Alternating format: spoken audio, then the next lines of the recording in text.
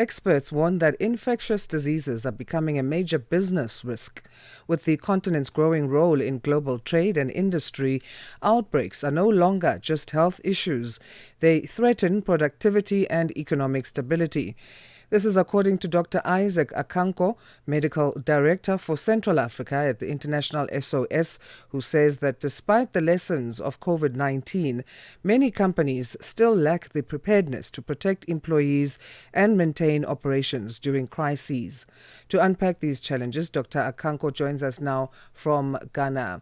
Doctor, thank you for making time for us. How are you this morning? Thank you very much for having me, and a wonderful good morning to you and your listeners. Thank you. How has the resurgence of Mpox changed the way businesses in Africa view health risks, Doctor?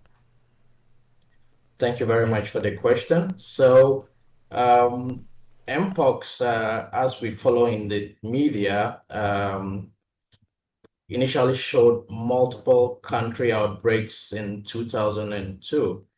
At the time, WHO escalated it as a public health of emergency of international concern. And subsequent to that, it plateaued in 2023, and then we saw a resurgence in 2024, 2025. As we speak today, even though as at last week, WHO tend to have scaled it down from a public health emergency of international concern, Africa CDC still has highlighted it as an emergency of public health emergency of continent concern because of the resurgence of cases in different countries such as Ghana, Senegal, Nigeria, etc. Now, to address your question, the current outbreak has actually come to show light that the public health concerns for most businesses could be at a strategic risk. Why so? They are vulnerable workforce. There are operational issues that has highlighted that we've moved from talking about if the outbreak would be to when it happens and how we manage it, and the threat to direct business continuity. Bottom line, are the private sector, corporate organizations ready to face the outbreak with the lessons that we've learned from COVID-19? So these are some of the areas of concerns in terms of operational deliverables, supply chain sustainability, and as well as how do organizations protect their workforce with these numbers that we are seeing in the respective countries. Thank you. Africa already grapples with various outbreaks. We have Ebola in the DRC, malaria in Nigeria, Zika virus outbreaks, and so on. How does the issue of outbreaks move from being just a health issue to a threat to productivity and economic stability? I guess it will fit into what you said previously on operational deliverables and the direct business continuity needing to be at the fore. So the core of every business is the human resource, and we understand that the individuals don't live in a bubble. We commute, and from country to country, people fly in, people travel across countries. So if there's an infected case or an outbreak in a particular jurisdiction, it's not just limited to that ecosystem. A single case could travel and cause an outbreak into other countries. This primarily could disrupt businesses in the sense that once you have one or two people infected, even though the spread, it's not as COVID-19, this is more physical contact, but it also spreads quite fast, especially with the variant that we're seeing in DRC Congo, which has a very strong virulent.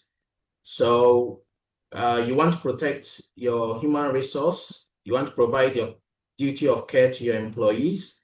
You want to ensure that you have a safe working environment so that your business is not disrupted. Even though till now there haven't been any travel bans, restrictions, but again, individuals that are affected or the caregivers are not able to commute and then interact with clients. So your core, again, it's your human resource that you need to protect to ensure that your business is obviously in good shape and also to function as well as in terms of the service and products that you deliver to your clients. With the current state of US aid cuts and suspensions for health budgets on the continent, who now holds the bulk of the responsibility when it comes to response efforts for outbreaks like Mpox? Will it be public or private sector or a combination? That's a very good question.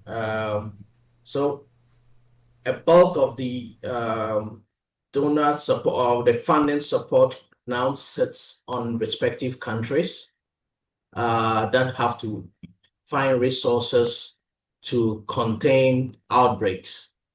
So this is the time that the respective countries need a private sector and corporate institutions more than ever. And amidst other donor or other bilateral countries that might come in with support. So from health promotion education activities to sensitization, training of medical professionals, ensuring that the necessary quarantine services are in place. Testing, for example, for monkeypox needs PCR, the reagents needs to be available to be able to make that timely diagnosis, and as well as management of the infected cases. One of the challenges with infectious diseases is that it's not just the infected case that you look at, there's always traceability, or what we refer to as contact tracing, so that you can easily ring fence the case outbreaks. So this is the time corporate institutions need to, first of all, ensure that they are providing the necessary provisions, protocols to protect their workforce and support support governments, respective governments, to be able to ensure that there is a safe working environment. Thank you.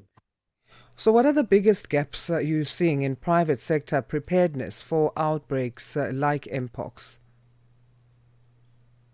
Yeah, the most significant gaps that we've noticed as International SOS, where we provide medical solutions. We are a medical and security company, provide medical solutions for clients to help them protect their workforce, ensure that there's a good working environment for their workforce.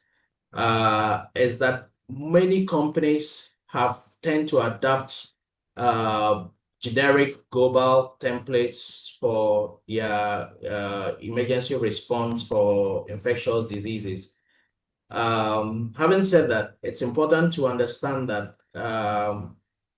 different countries, different disease processes, and different public health responses is important to consider. So lack of tailor-made protocols for corporate clients, for private sector clients is one of the challenges that we've identified. This needs to be more purposeful, specific to the respective industry, workplace, and country.